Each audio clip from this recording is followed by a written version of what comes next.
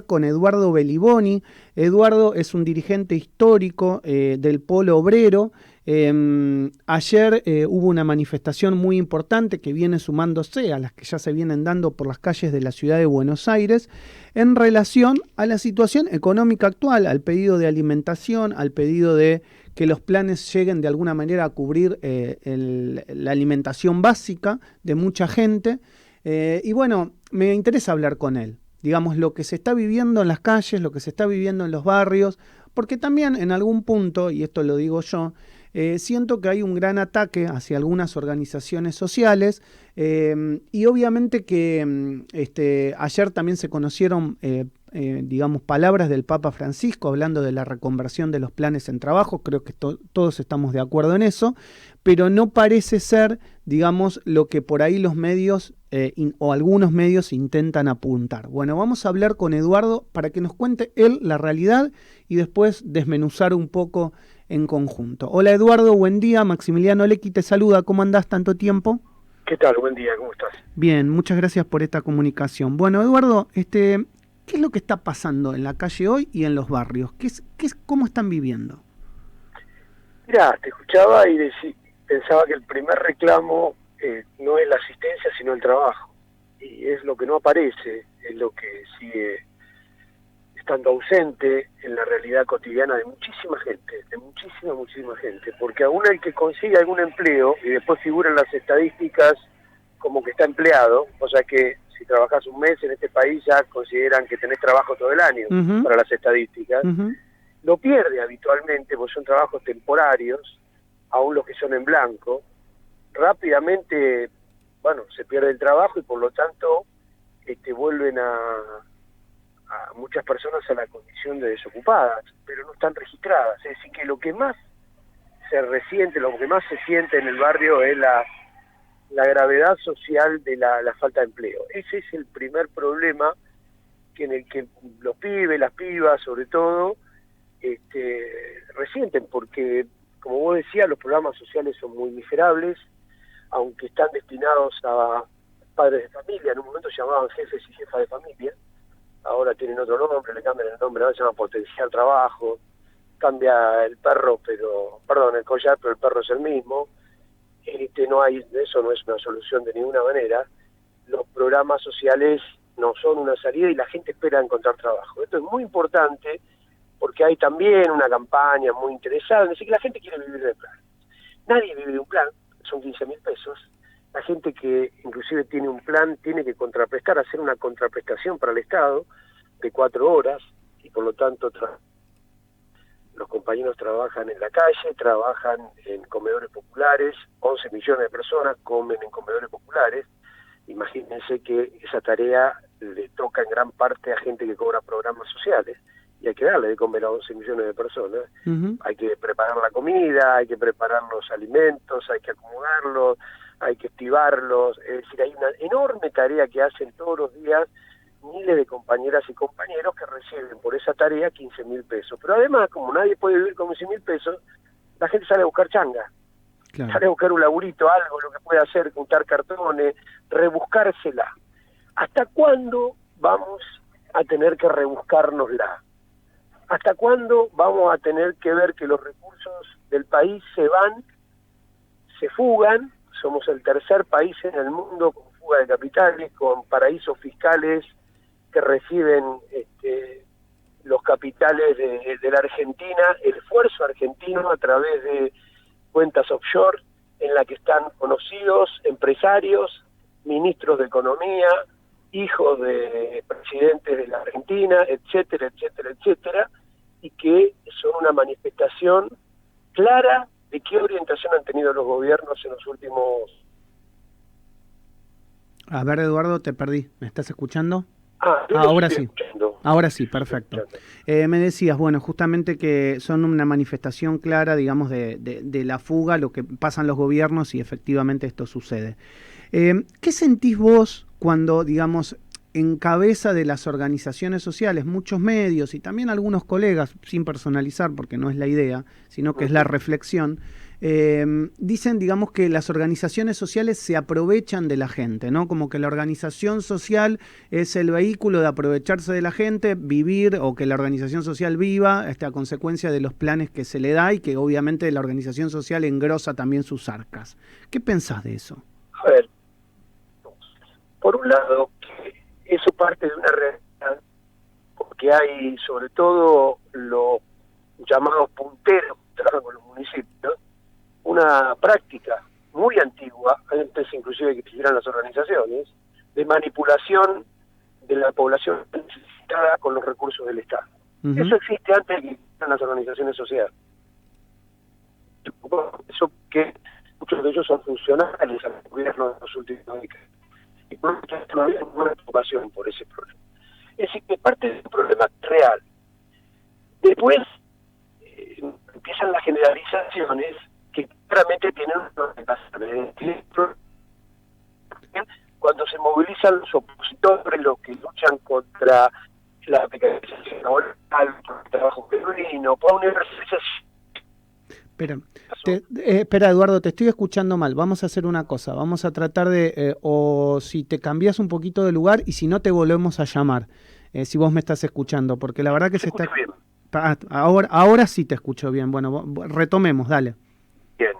No, decía que parte de una realidad que solo surge en los medios cuando hay una movilización que reclama lo contrario a eso, es la universalización de los programas sociales, que termine con toda intermediación. Ese es uno de nuestros reclamos, por el cual ayer nos movilizamos. El trabajo genuino, que es lo que deviene después en que los gobiernos inventen programas sociales ante la incapacidad de crear el trabajo genuino. Bueno, todo esto es un discurso que muchas veces se ocultan en los grandes medios, no aparecen como el reclamo de fondo de las organizaciones, pero que nosotros ponemos cada vez que podemos en evidencia. El aprovechamiento de la población más pobre la hace fundamentalmente los gobiernos que hemos tenido en las últimas décadas. Claramente porque no generan la necesaria independencia con el trabajo, con un salario como corresponde, como para no tener que depender de un programa social y de muchísima gente inescrupulosa que sobre todo manejan los entes del Estado, es decir, los organismos, las distintas instituciones del Estado, desde los funcionarios del Ministerio de Desarrollo Social hacia los intendentes y los gobernadores. Ellos manejan las cajas del Estado y son los que tienen muchas veces punteros, o llámenle como se quiera, gente en los barrios que ha hecho de la manipulación de los programas sociales una forma de vida desde hace muchísimos años, desde antes que existieran las organizaciones sociales tal cual las conocemos. Eduardo, todo lo que vos estás contando se vio también plasmado con mucha gente en la 9 de julio ayer, reclamando al Ministerio de Desarrollo Social, yendo a plantear estas inquietudes, estos problemas que ustedes tienen. ¿Vos realmente sentís que si no se hicieran estas manifestaciones de manera pública, alguien los atendería? Porque eso también es una realidad. Mucha gente se queja de lo que pasa, ¿no? O sea, de los cortes de calle, de las complicaciones para transitar, pero yo me pregunto, digamos, con esta realidad que vos me estás describiendo y me estás contando, si ustedes no lo hicieran manifiestamente público, ¿alguien los atendería? Mira, vamos a razonar en términos que los oyentes tuyos puedan entender. La gente cuando tiene un problema va a una oficina pública, reclama y no le dan bolilla. Si presenta el reclamo, por eso no hay un corte como el que hubo ayer. Hay todos los días, si vos escuchás los noticieros, a la mañana lo primero que anuncian son los cortes que va a haber. No somos nosotros todos los días, los desocupados, las organizaciones sociales. Hay un montón de cortes por muchísimos problemas, porque hay salario miserable, por ejemplo, para las enfermeras que atienden la salud en este país. Entonces los enfermeros se movilizan porque no los escuchan. No es que no hicieron un trámite previo, hablaron con la patronal y discutieron el problema y le dijeron al Estado que no pague los salarios miserables que paga. Hacen todo eso, pero llega el momento en que tienen que salir a la calle porque no les hacen caso. Lo mismo ocurre con cada reclamo particular. Se corta la luz en un barrio, pasan 3 días, nadie les da bolilla en el barrio hasta que salen a cortar la ruta. Y ahí aparece el camión de la empresa y trata de ver si puede resolver el problema. Y lamentablemente hay un sistema en el cual si no reclamás, si no y haces visible el reclamo, el Estado mira para otro lado porque tiene otros intereses. No está preocupado por estos problemas. Está preocupado, por ejemplo, en el caso del gobierno argentino, por ver cómo profundiza un ajuste al servicio del pago de una deuda que es impagable. Sí. Es decir, estamos haciendo un enorme sacrificio para que el año que viene volvamos a entrar en default porque vencen 20.000 millones solo del Fondo Monetario Internacional. Eduardo, en este gobierno justamente hay funcionarios que pertenecen a organizaciones sociales. Seguramente hay funcionarios que pertenecen a, sin hacer nombres, porque todo el mundo lo conoce o conoce, que pertenecen a organizaciones sociales mucho más que en otros gobiernos. O sea, creo que en otros gobiernos no hubo funcionarios de organizaciones sociales, en este sí. Entonces yo me pregunto, ¿qué o por qué los funcionarios que están ahora no llegan a cubrir las necesidades que ustedes están describiendo? ¿O realmente no llegan a transmitir la realidad del total de las organizaciones sociales? O, te debería preguntar, hay organizaciones sociales que se ven beneficiadas con este gobierno y a otras la dejan a un costado.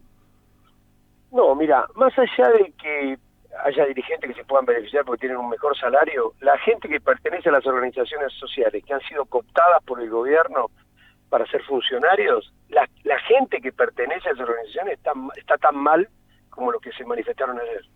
El problema es que los dirigentes han dejado de representar ese interés y ahora representan el interés de un gobierno ajustador. Entonces, han dejado de representar el interés de quienes los eligieron para estar allí y ahora representan el interés del gobierno, que es un gobierno ajustador. Entonces están en una contradicción. Yo no creo que se beneficien particularmente los, por decirlo así, entre comillas, afiliados del movimiento Evita, porque no ocurre eso. Cobren el mismo ingreso miserable del potencial trabajo que son 15.000 pesos los compañeros. Nos cuentan un poco mejor porque cobran salario del Estado de nivel funcionario, que me imagino que deben ser más altos. Pero la gente que pertenece al movimiento Evita, o a Somos, o a la CCC, que de alguna manera también está integrada al gobierno, los compañeros que compartimos los barrios con ellos, cobran la misma miseria de 15.000 pesos. Entonces, ahí está la contradicción de un funcionario, de un dirigente que se convirtió en funcionario, y que en vez de representar los intereses de sus compañeros y estar en la calle con nosotros reclamando como corresponde, o en la forma que crean, pero reclamando, están en los despachos, lamentablemente mirando para otro lado a lo mejor, porque no les debe gustar nada lo que ocurre, porque hay un problema que ya no es responsabilidad de los funcionarios de los niveles en los que están las organizaciones, que es el presupuesto. Ahora, por supuesto, ellos apoyan a este gobierno que impulsa un presupuesto que está en todas las áreas, presupuesto a la baja, porque cuando el ministro Guzmán llevó el presupuesto del año pasado al Parlamento y lo votaron, incluidos algunos opositores que lo votaron también, preveía una inflación del 29%, sabiendo que iba a ser mayor y que entonces se iba a consumir parte de ese presupuesto directamente por la inflación. Eran conscientes de que iba a haber un ajuste a través de la inflación en la salud, en la educación y en la atención social. Ese ajuste que vos estás describiendo, ¿también lo ves trasladado hacia la asistencia, digamos, en órdenes provinciales, en municipales, o solamente es a nivel nacional? Sí, además, pero el ajuste es de todos los salarios, inclusive, de los salarios hasta privados. Sí, que claro. como el salario, totalmente, como la inflación se come el salario, se ajusta por inflación, porque muchas empresas, por ejemplo, exportan y no tienen el problema de la inflación, porque cobran en dólares, y además después tienen mecanismos por el cual van a los dólares, o a los mecanismos de dólares, a los dólares en negro, al dólar blue, etcétera, etcétera, y hacen extraordinarios negocios con la especulación financiera. Es decir, ahí no tenemos el mismo problema los que vivimos de un salario que los que manejan aspectos financieros, manejos financieros, que no podemos hacer lo que vivimos de un sueldo. Sí. Todos los salarios están a la baja en este país. Eduardo, es decir, frente a la inflación, todos perdemos. Eduardo, la última pregunta te la hace mi compañero Augusto Nisgay, que está vía Skype. Augusto, le puedes preguntar a Eduardo Biliboni, que está charlando con nosotros en la mañana de Radio Sónica. Buen día, Eduardo. ¿Cómo estás? ¿Todo bien? ¿Qué tal? Buen día, sí. Te quiero consultar, Eduardo, por una noticia de la que hablamos hace un ratito en el programa. Comentábamos, bueno, la decisión del gobierno de mantener los precios estables, de congelar los precios de más de 1.200 productos de la canasta básica por 90 días. Hoy habló el secretario de Comercio Interior, Roberto Feletti, dijo que aplicaría la ley de abastecimiento y de precios máximos si no se cumple el congelamiento de precios. Y te quiero preguntar justamente en el marco del análisis que venías haciendo, ¿no? de la situación económica del país, ¿cómo es esta medida? ¿Cómo la notás? Recién hablábamos que, bueno, nosotros decíamos qué es lo que pasa después de que se cumple el día 90 de congelamiento, ¿no? O sea, es una buena medida para un cortísimo plazo, pero después, ¿cómo se soluciona todo? ¿Cómo ves vos la medida? Y mira, es el mismo gobierno que hace 20 días atrás, patronal de los sindicatos, un salario mínimo, 21.000 pesos, que es lo que cobran los jubilados, el 82% cobran los jubilados de la mínima, es decir, más del 50% de los jubilados. Y el salario mínimo en la Argentina, promedio, está en 40.000, apenas por arriba de la canasta de indigencia. El problema no es hoy controlar los precios una vez que ya tenemos una inflación del 50%, sino era una lucha por el salario en serio. Porque no se puede tener salarios tan miserables y estar esperando que el precio de no sé qué cosa no aumente. Que además ya sabemos que todos estos anuncios los escuchamos muchas veces y nunca hay un resultado. Porque hay mecanismos por los cuales las empresas evaden estas medidas absolutamente parciales y que no van a tener ningún resultado. En 90 días vamos a ver que los precios que se vuelven a aumentar, que muchos van a aumentar en el medio y no va a pasar absolutamente nada. Digamos, ya vimos esta película. Lo que sí tiene un control es el salario. El salario está férreamente controlado por parte de las patronales con el apoyo del gobierno para que no aumente, para no tener, y por supuesto la burocracia sindical cómplice, porque es impresionante que firmen que el salario mínimo en la Argentina sea de 31.000 pesos. Es decir, es escandaloso cuando está por debajo de la canasta de indigencia. El salario mínimo debería ser de la canasta básica, que es de 60.000 pesos. Eduardo, como siempre, muchas gracias por estos minutos con Radio Sónica, con mi programa. Te mando un abrazo grande y bueno, seguiremos charlando pronto. ¿Cómo no? Un abrazo. Un abrazo muy grande, ¿eh? Eduardo Beliboni, que muy amablemente nos ha atendido en la mañana de hoy. Muy interesante conversar con él respecto a todo lo que nos viene pasando en estos días con movilizaciones en la calle. Él es un importante representante del Polo Obrero y charló con nosotros en la mañana de El Arranque.